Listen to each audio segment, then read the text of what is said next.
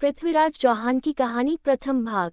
भारत के महान योद्धाओं में से एक पृथ्वीराज चौहान की वीरता और उनकी अदम्य साहस ने उन्हें इतिहास के पन्नों में अमर बना दिया है।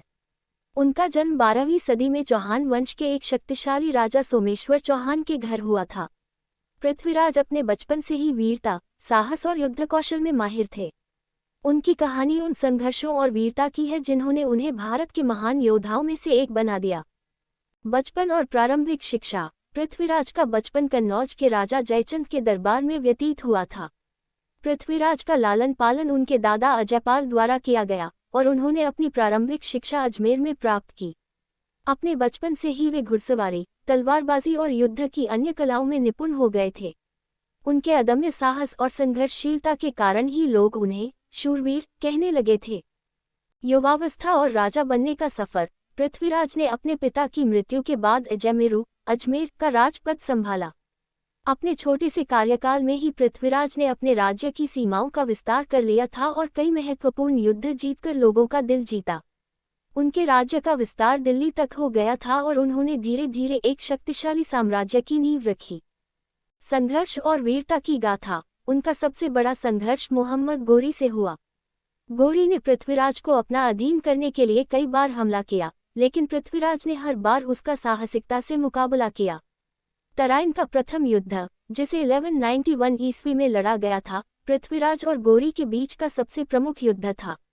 इस युद्ध में पृथ्वीराज ने अपनी कुशल नेतृत्व क्षमता और साहस से गोरी को बुरी तरह पराजित किया।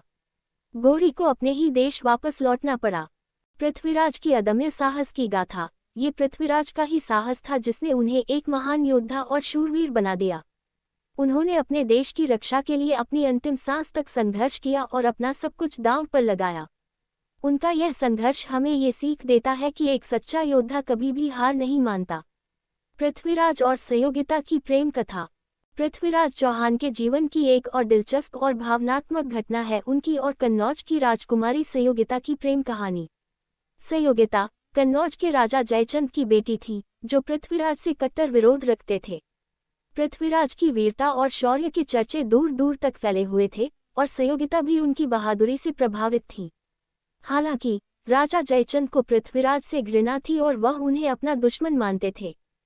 कहानी कहती है कि सहयोगिता ने अपने हृदय में पृथ्वीराज के प्रति प्रेम संजो रखा था और पृथ्वीराज भी उनकी सुंदरता और रूप के चर्चों से प्रभावित थे। जयचंद को जैसे ही इस प्रेम की खबर मिली, उन्होंने सहयोगिता का विवाह किसी और राजा से करने का निर्णय लिया। जयचंद ने अपने दरबार में सहयोगिता का स्वयंवर आयोजित किया, जिसमें भारत के विभिन्न राज्यों के राजा और राजकुमारों को बुलाया गया था, लेकिन पृथ्वीराज को निमंत्रण नहीं भेजा गया।